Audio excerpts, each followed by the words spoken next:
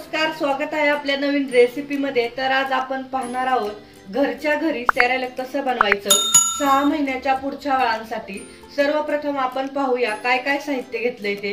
येथे मी मूग डाळ घेतलेली आहे अर्धी वाटी, तूर डाळ घेतली अर्धी वाटी, उडीद डाळ घेतली अर्धी वाटी, काजू घेतले, बदाम आणि याच्या दुप्पट मी तांदूळ घेतलेत। हे तांदूळ इंद्रायणी तांदूळ आहेत, तुम्ही येथे कोणते पण तांदूळ यूज करू शकता। आता आपण हे सर्व स्वच्छ धुवून घेणार आहोत। तूर डाळ, मूग डाळ, उडीद डाळ, काजू, बदाम, तांदूळ,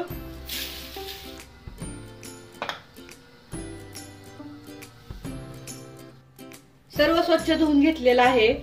आता आपण हे 10 मिनिटे ती कापडवर सुकवणार आहोत, म्हणजे त्याचा ओलसरपणा कमी होईल।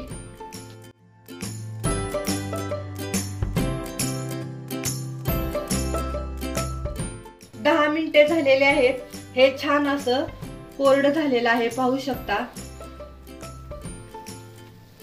गॅस ऑन केलेला आहे, पॅन ठेवलेला आहे। आता आपण हे सर्व मिश्रण सुकवलेलं 5 मिनिटं भाजून घेणार आहोत मीडियम फ्लेम वरती। कलर चेंज होत नाही तोपर्यंत आपण हे छान असं भाजून घेणार आहोत। मिश्रणाला सतत हलवत राहायचं, म्हणजे सर्व आपलं हे मिश्रण एकसारखं भाजून निघेल।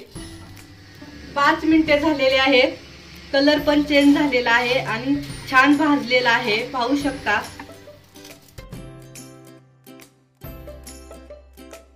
आता आपण हे थंड होऊन देणार आहोत।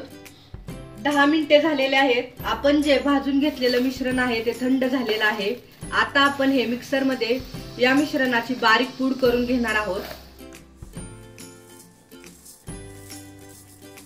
मिक्सर मध्ये छान बारीक पूड करून घेतलेली आहे, पाहू शकता किती छान बारीक पूड झालेली आहे।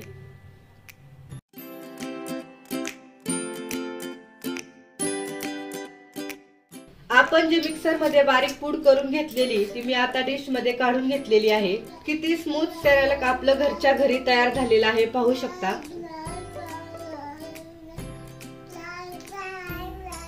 एकदम परफेक्ट अशी पावडर झालेली आहे।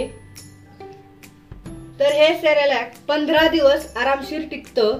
हवाबंद डब्यामध्ये ठेवून हे तुम्ही सेरेलॅक तुमच्या बाळाला 15 दिवस देऊ शकता। बाहेरून सेरेलॅक आणण्यापेक्षा घरच्या घरी खूप असं पौष्टिक तयार होतं। तर तुम्ही सुद्धा नक्की घरी ट्राय करा आणि कमेंट मध्ये सांगा सेरेलॅक कसं झालंय ते। हा व्हिडिओ आवडला असेल तर लाईक करा, शेअर करा आणि आपल्या चॅनलला नक्की सबस्क्राईब करा। थँक्यू।